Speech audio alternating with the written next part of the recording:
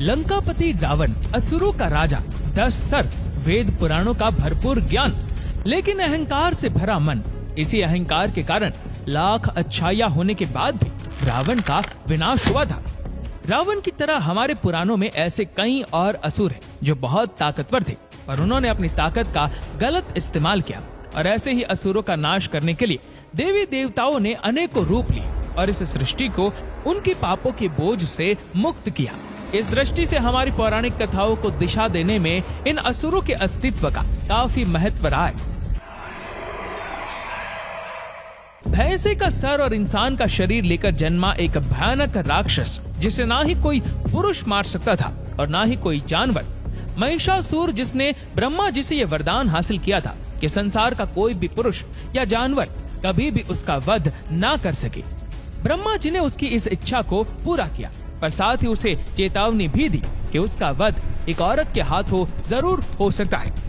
अहंकार में डूबा महिषासुर समझता था कि कोई औरत इतनी शक्तिशाली नहीं हो सकती कि उसका वध कर सके, और इसलिए वो खुद को अमर समझने लगा। उसने पूरे संसार में कहर बरसाना शुरू कर दिया। और फिर बारी आई इंद्रलोक की।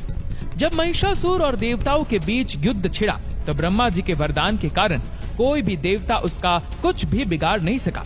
महिषासुर के आतंक से देवलोक को बचाने के लिए ब्रह्मा जी, विष्णु जी और शिव जी ने अपनी सारी शक्तियों को एकत्रित किया, और तब प्रकट हुई माँ दुर्गा। माँ दुर्गा, जो कि देवी पार्वती यानी स्वयं शक्ति का ही एक रूप है। मार्कंडेय पुराण की देवी महात्मा के अनुसार अपनी शेर पर सवार माँ दुर्गा ने महिषासुर को युद्ध के लिए चुनौती दी। ये युद्ध कई दिनों तक चलता रहा।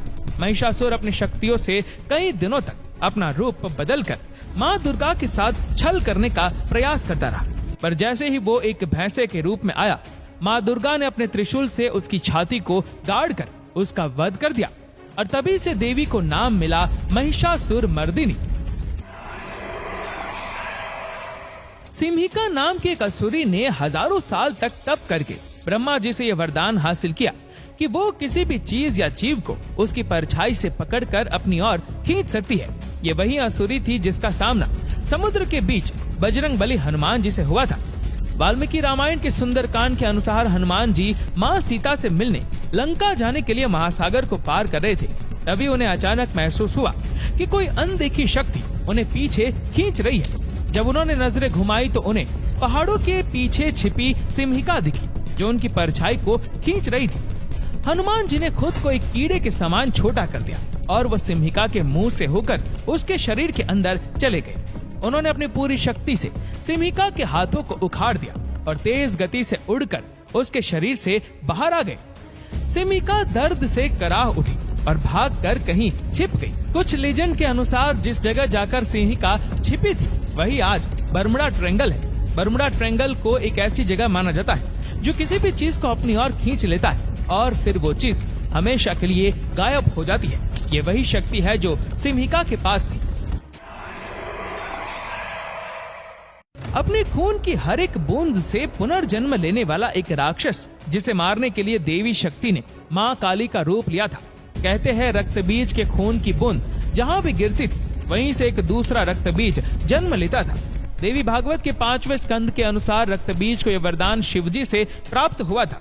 एक समय ऐसा आया जब देवताओं और असुरों के बीच महायुद्ध छिड़ गया। इस युद्ध के दौरान रक्त बीज देवताओं के लिए एक समस्या बन गया, क्योंकि उसके वरदान के कारण उसे मारना लगभग नामुमकिन हो गया था। तब रक्त बीज का विनाश करने के लिए देवी ने माँ काली का रूप लिया।